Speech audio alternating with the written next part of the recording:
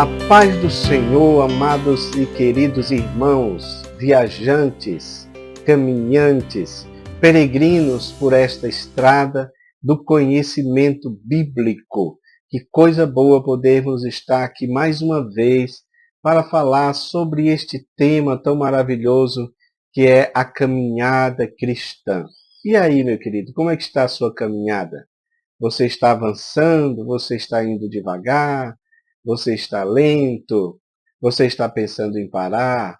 Pois é, essa lição nos confronta, todo esse trimestre nos confronta e nos impulsiona a prosseguir. Muita gente parou no caminho, muita gente olhou para trás, algumas pessoas deixaram de seguir a Jesus. Mas a Bíblia diz, nós não somos daqueles que retrocedem para a perdição, nós somos daqueles que avançam para a conservação da alma. O conselho de Paulo serve para os nossos dias, não olhando para as coisas que atrás ficam, mas olhando para as coisas que estão adiante. Prossigo para o alvo, para o prêmio da soberana vocação que há em Cristo Jesus. E lá em Timóteo, escrevendo para Timóteo, ele pôde então falar desse final. Completei a carreira, guardei a fé, combati o bom combate, completei a carreira, guardei a fé. Agora me está guardada a coroa da justiça, a qual o Senhor me dará, o justo juiz me dará naquele dia, no dia da sua vinda. Não é?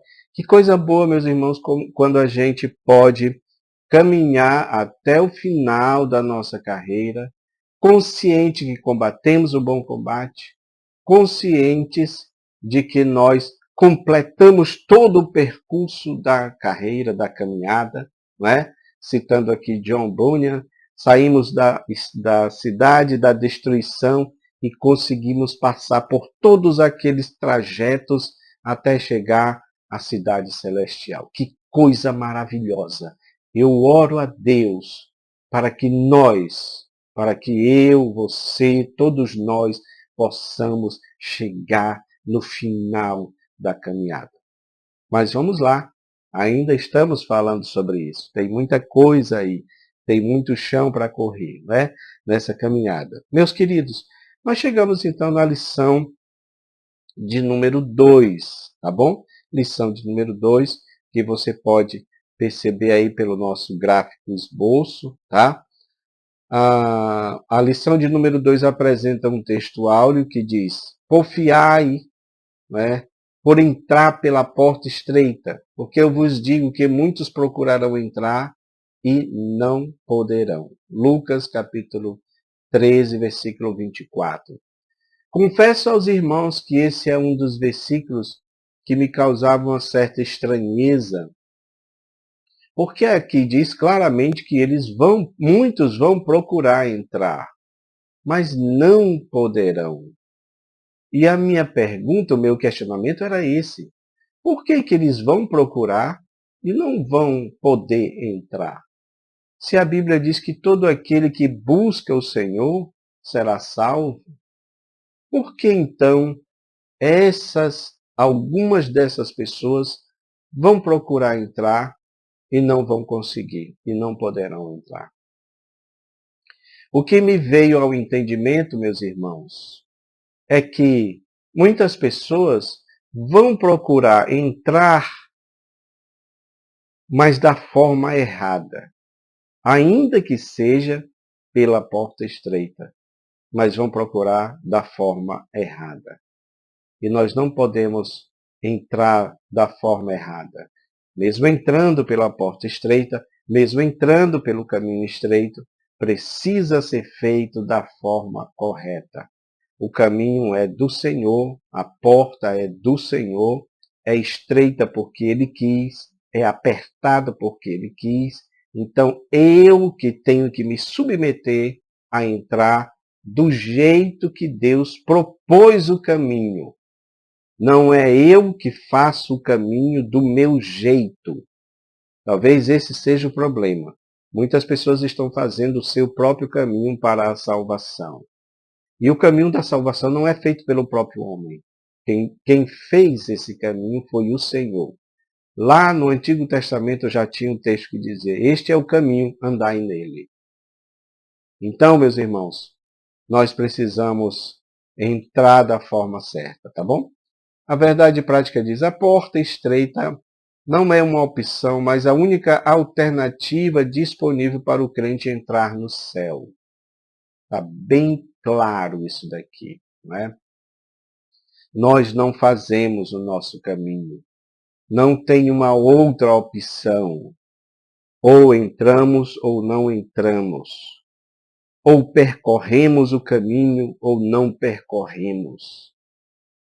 Não existe aqui, meus irmãos, a possibilidade de outras alternativas, como está sendo feito nesse evangelho da facilidade, no evangelho do caminho largo. Então eu posso ser de uma outra crença, às vezes até contrária a Deus, mas eu posso estar trilhando nesse caminho. Não é o caminho estreito, é o caminho largo, que aparentemente, ou para algumas pessoas, acham que estão indo para o céu, né? O dizer do mundo lá fora é que dizem que todos os caminhos levam a Deus. Será que é assim? Não. A Bíblia diz: há caminhos que para o homem parecem bons, mas o final deles é caminho de morte. Então, precisamos estar atentos em relação a isso. Olha, o nosso tema, meus irmãos, a lição 2 é esse: a escolha entre a porta estreita e a porta larga. O caminho estreito e o caminho largo. Tá bom? Primeiro ponto do nosso gráfico, da nossa lição, fala sobre isso. Portas e caminhos, né? Vamos ver o conceito do que é porta, do que é caminho. Aí fala do caminho apertado, da porta larga e do caminho espaçoso. Segundo ponto, por que entrar pela porta estreita é difícil? Tá?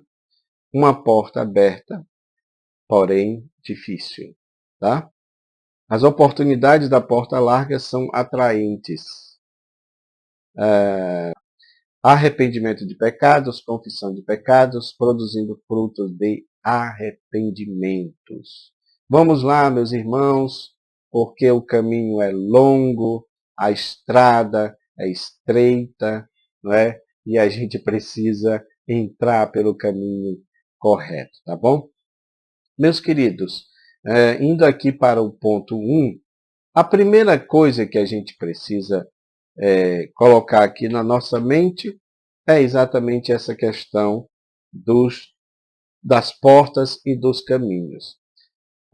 Antes de tudo, eu quero mostrar para os irmãos aqui essa imagem que eu coloquei no nosso gráfico, esboço, tá bom?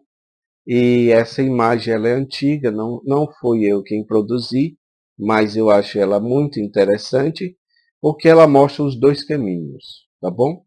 O caminho estreito aqui é o caminho da cruz. E ele faz a ligação desse mundo onde nós estamos, da cidade da destruição, para a cidade celestial, citando lá John Bunyan. E o caminho é pela cruz. E ele vai ser estreito, ele vai ser um caminho em que as pessoas vão aos poucos, não é? Aquilo que chama de fila indiana, um atrás do outro, simbolicamente falando, né, irmãos? Mas você tem também o caminho largo, que é muito atrativo, tem placas, não é? Esse é o caminho dos passarinhos, das belas flores, que nós cantamos no hino 36. Eu, particularmente, é o hino que eu mais gosto da harpa cristã. São muitos hinos da harpa cristã, mas o meu preferido é o 36. Passarinhos, belas flores, querem me encantar. E antes de nós entrarmos no primeiro ponto, que fala sobre portas e caminhos, vamos falar sobre a palavra-chave aqui. A palavra-chave é porta. Porta. Tá? Alguns significados em que inclusive está na própria lição também, tá bom? Alguns conceitos é importante. Meus irmãos, pelo menos eu anotei aqui 4 ou 5 pontos importantes sobre a porta, né? De maneira geral, tá bom? Porta fala de acesso. É um local de acesso. Quando você vai em alguma repartição, em algum local, ou em algum prédio, alguma casa, você vai entrar pela porta. É o lugar de acesso. Por ser lugar de acesso, ele também é um lugar de entrada, porque alguém precisa entrar por aquele local, tá?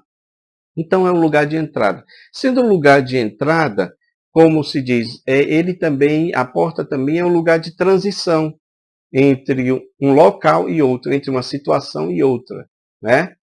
Então, de repente, você está no lugar público, na rua, aí você entra na casa de alguém ou em alguma repartição, conforme eu disse, você está saindo de um lugar público para ir para um lugar privado, né? Então a porta é essa transição, tá bom? Ah, ela também é um lugar de delimitações, né? Delimitações. Então ela delimita o local público para o local privado, né? Importante isso.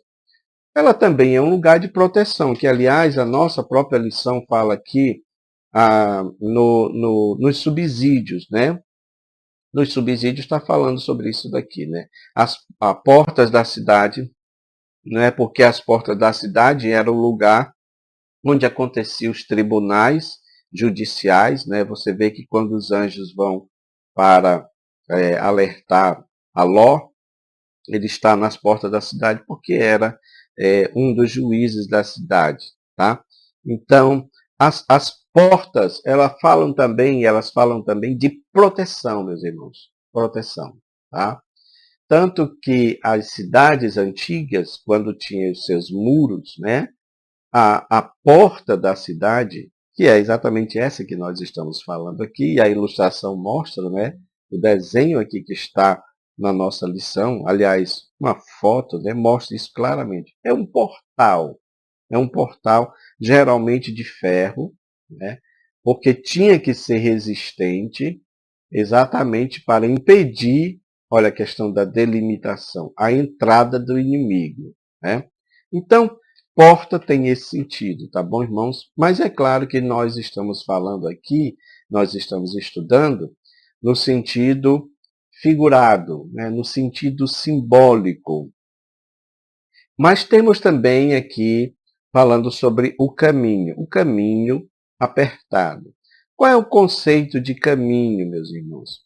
O caminho seria um meio de alcançar um lugar, né?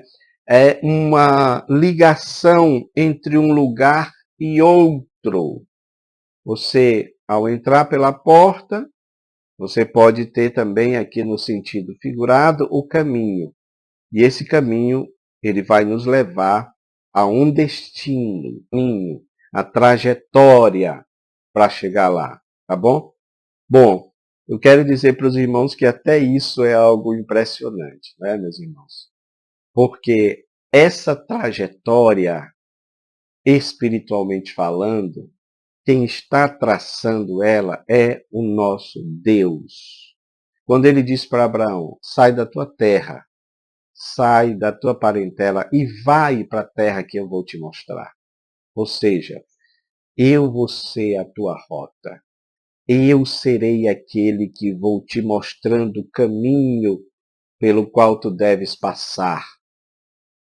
E olha que às vezes a gente, assim como o personagem cristão, né, do John Bunyan, ele tinha as opções para ir para outros lugares.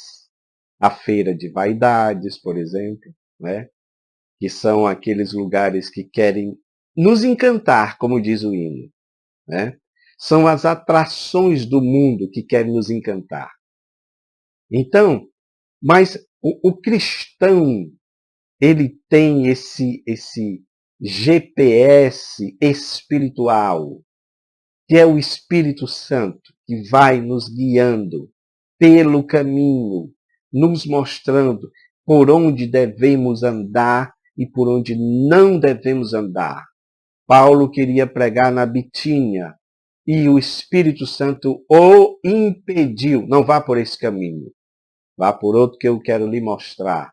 Então ele vai para a direção da Macedônia e lá, naquela costeira ali daquela cidade, ele tem a visão do jovem dizendo, passa a Macedônia e vem nos ajudar. Olha o Espírito Santo direcionando. Meus irmãos, coisa maravilhosa é quando o crente é direcionado pelo Espírito Santo.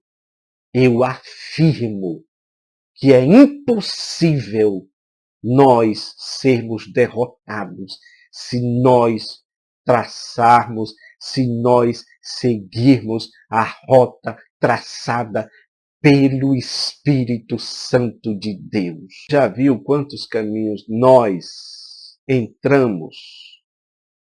E aí a gente se lembra, meu Deus, por que eu entrei por aquele caminho? Estou falando de maneira simbólica, tá bom? Por que que eu entrei por aquela ação? Por que que eu fiz aquilo? Aí eu me lembro, né, agora de maneira mais literal, de Elias fugindo de Jezabel até chegar na caverna. E Deus chama ele para lá. Elias, o que tu estás fazendo aí? Deus se revela através do fogo, Deus se revela através do vento, do terremoto. E fala com ele, o que tu estás fazendo aí, Elias? E aí Deus está tratando ali com Elias. Mas tem uma coisa que ele me diz que me chama muita atenção e dá certo com isso que nós estamos falando aqui. Ele diz assim, volta para o teu caminho. Por quê? Porque ele saiu da trajetória que Deus tinha traçado para ele. Ele foi para o caminho do medo, para o caminho, não é, do desencorajamento. Eu não estou falando isso aqui como crítica, tá bom, irmãos? Eu não sou desses que pega os personagens bíblicos, né, e batem em cima, sendo que nós estamos sujeitos às mesmas coisas. Né? Isso que diz Tiago, Elias era como um de nós, sujeito às mesmas coisas. Era como um de nós. Então a gente está sujeito. Quantas vezes a gente já não entrou numa caverna, irmãos? Caverna do medo, do desencorajamento, do desânimo. E Deus vem com esta mesma palavra, saia daí, volte para o seu caminho. Professor, fale sobre isso na classe.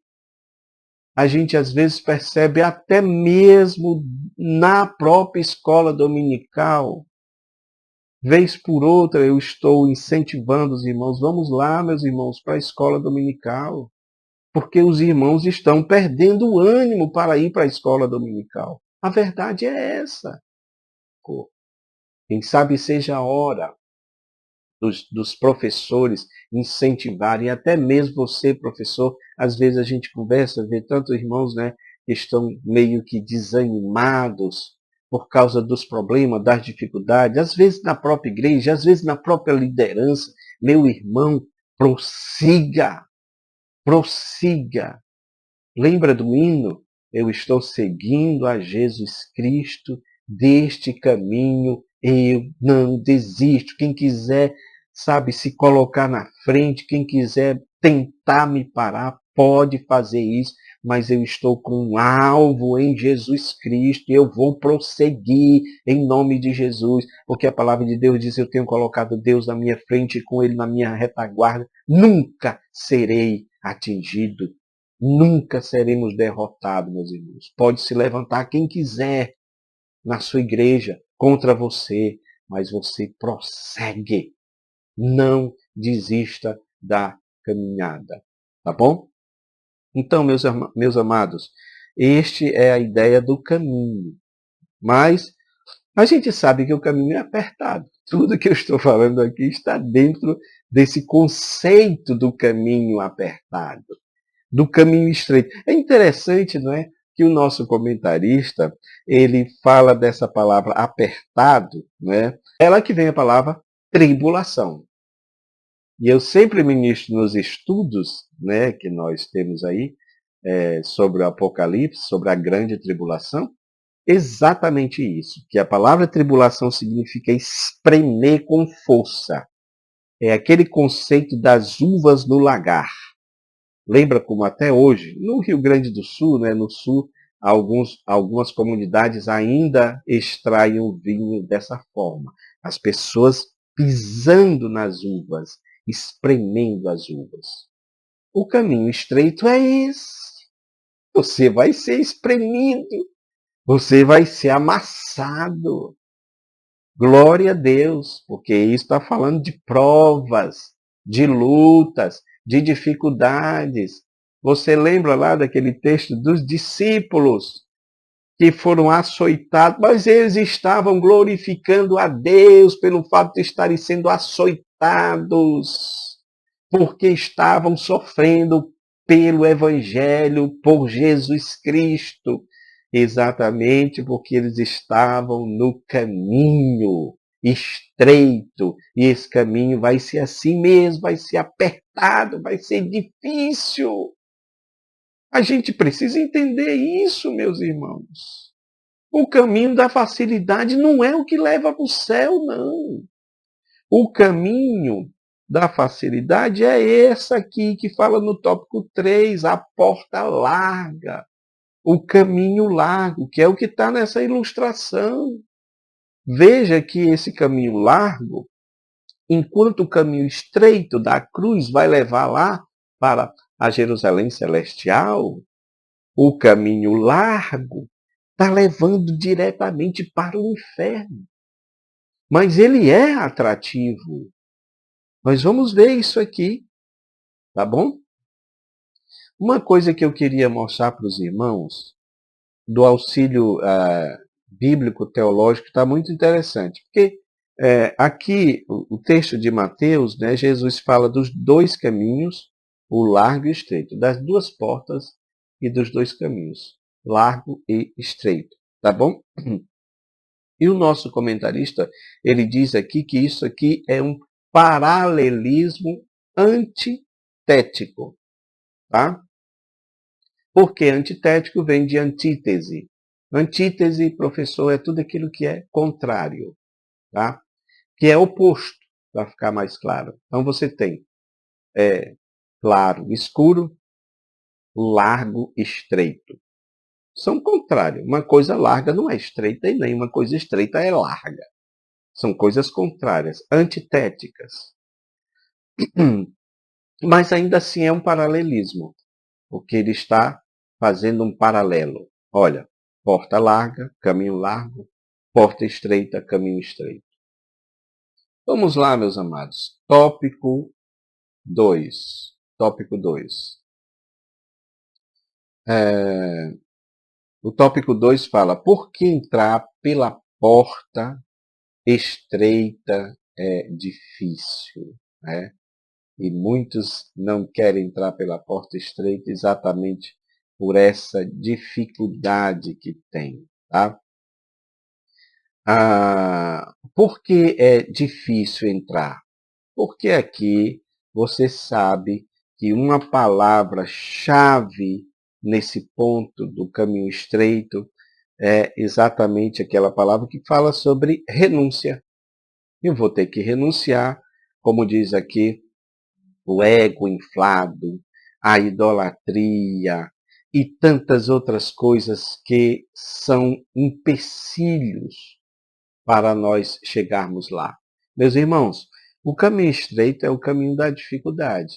Então significa dizer que eu vou lidar com todas essas coisas, com todos esses problemas que vão aparecer na minha frente, tá bom?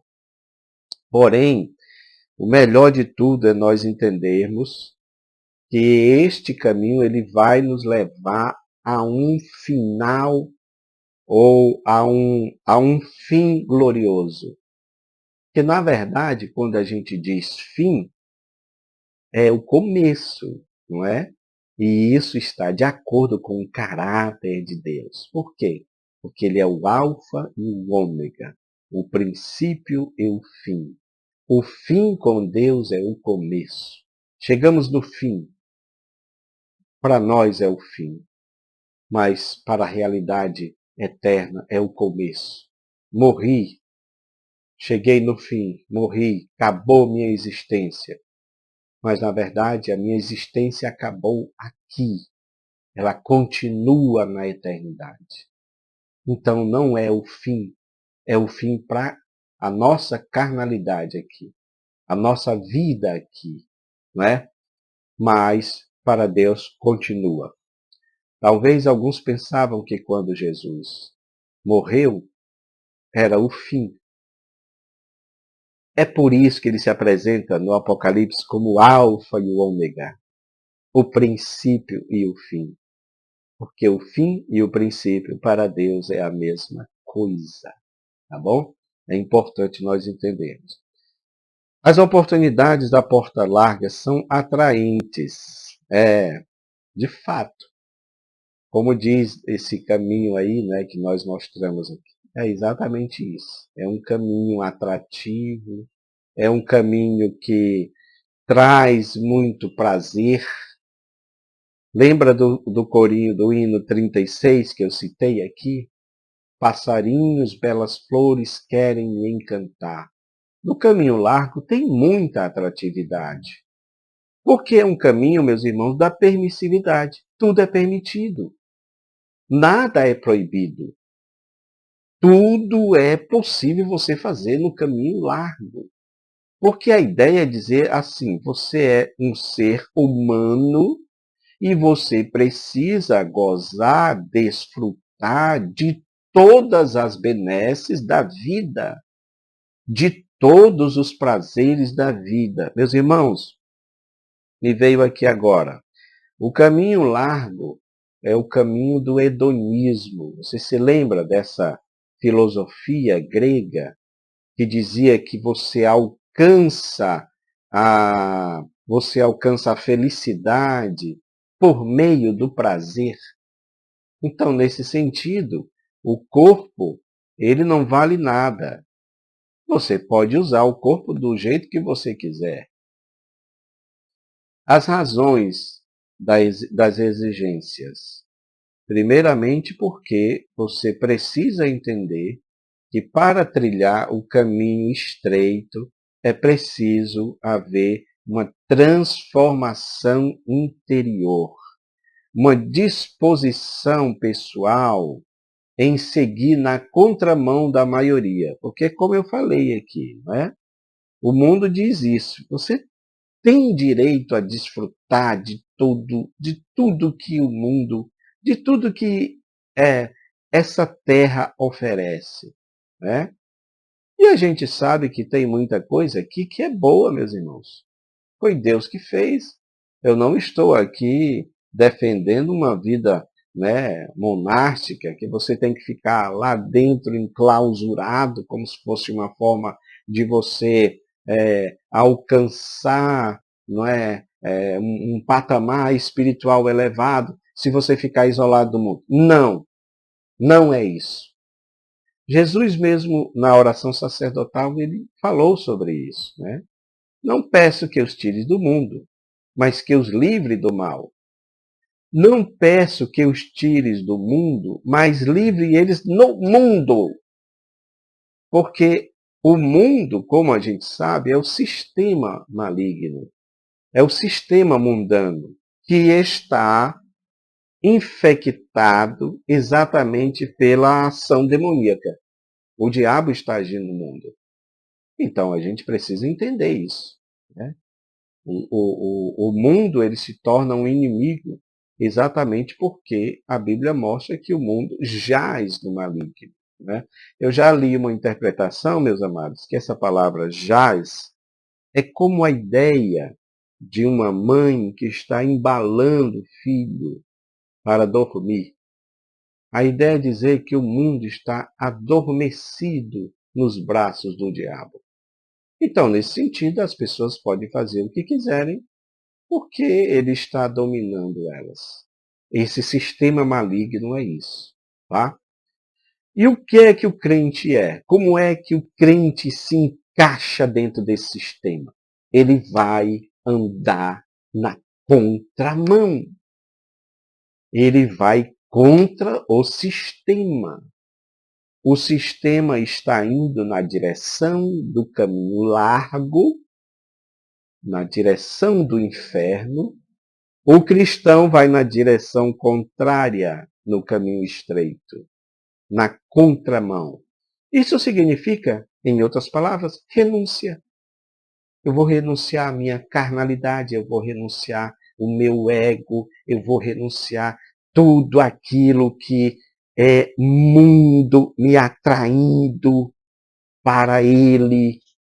Eu vou renunciar a tudo isto. Mas vai ser fácil? Não. Não vai ser fácil porque eu vou lutar contra a minha própria carnalidade. Especialmente nesses tempos de hoje, de internet, de redes sociais, que as propostas são muitas, né? Então, a gente precisa lutar. Há uma luta ocorrendo aí, não é? Entre a nossa carnalidade e o Espírito que está em nós, né? O Espírito Santo vivificando o nosso espírito. E aí o caminho é o caminho da renúncia, né? Jesus falou sobre isso, né? Aquele que não renunciar não é digno dele. Então é preciso renunciar, tá bom? Meus queridos, vamos então aqui para o último ponto, né? O último ponto, que é exatamente o terceiro ponto, que diz o seguinte: entrando pela porta e pelo caminho do céu. Meus irmãos, outra forma de nós entrarmos pela porta estreita, outra forma de nós trilharmos o caminho estreito, qual é? É arrependimento de pecados, tá bom? Não há outra forma de entrarmos no céu se não for pelo arrependimento. E eu tenho um gráfico que eu só tirei a ilustração principal. Uma ilustração simples. Você está vendo essa ilustração? Tá? Digamos que essa linha marrom, tá? Seja a trajetória dos seres humanos na direção contrária a Deus. Ok? Então, de repente, você está ali caminhando no caminho largo, na direção contrária a Deus. E este caminho tem como finalidade, como objetivo, levar o homem para longe de Deus. Consequentemente, o final dele é o inferno, é a destruição final, é o inferno. Tá bom? Muito bem. E o que é, então, arrependimento de pecados? Teshuvah, não é? A palavra teshuvah do hebraico quer dizer voltar, dar meia volta, retornar. Então, você está indo nessa direção, mas aí você ouve o Evangelho. O Espírito Santo entrou no coração. O Espírito Santo trabalhou, sabe, no sentido de convencer, no sentido de abrir os olhos. Porque a maioria desse pessoal, meus irmãos, que estão nessa situação, para eles está tudo bem.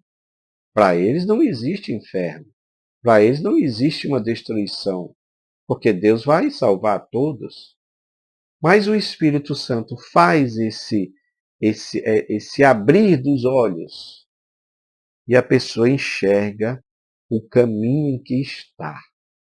É como aquele filho pródigo que se afastou do pai, que gastou tudo o que tinha com os prazeres que o mundo oferece, mas aí depois estava na lama. Como diz John Bunyan, né? No pântano do desespero.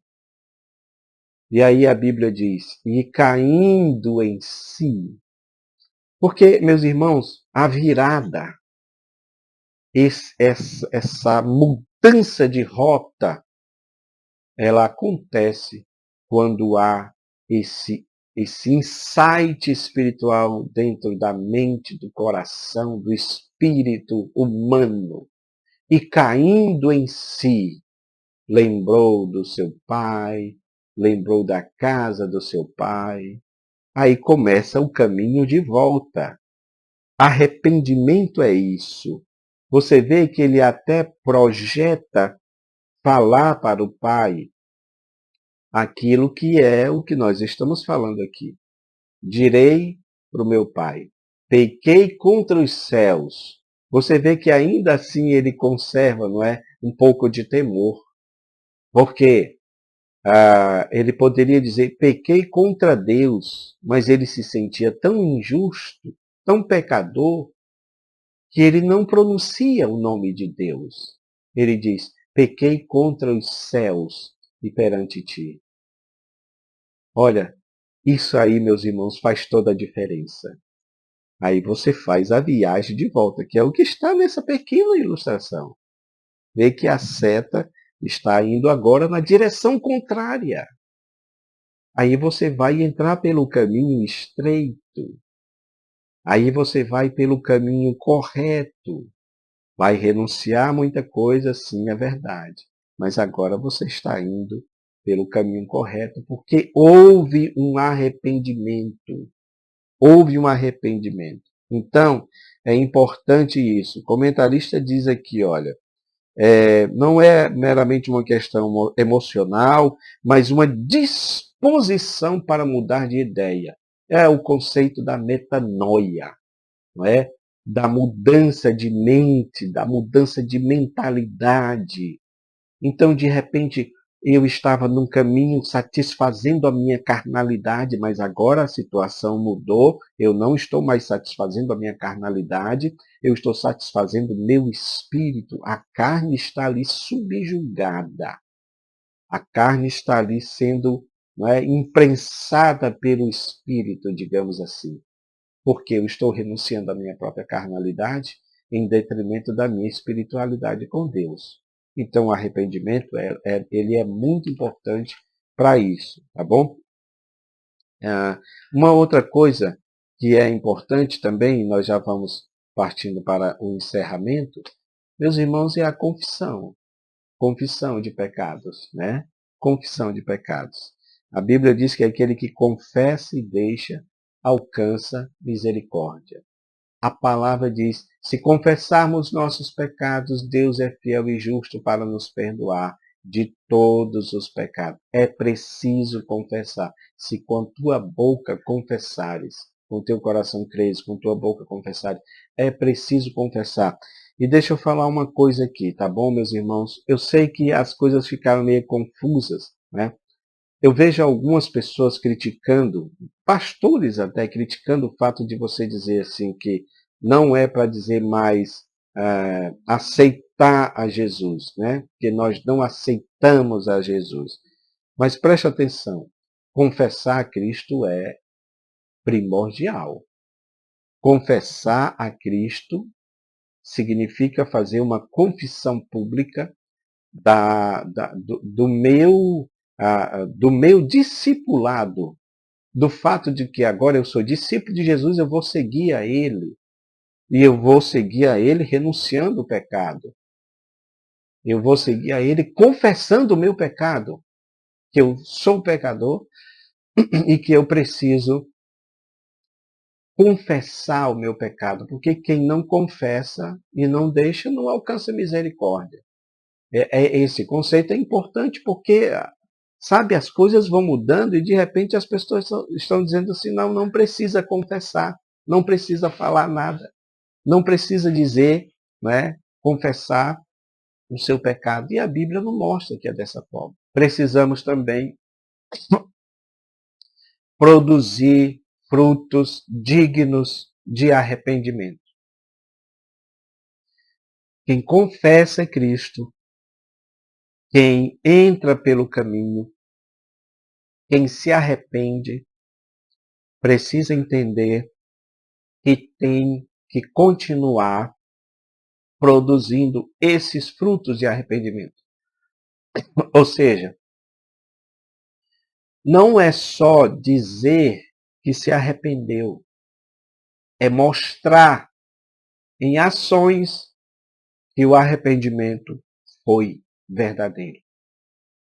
E isso vai acontecendo ao longo do caminho. Precisamos constantemente demonstrar esses frutos.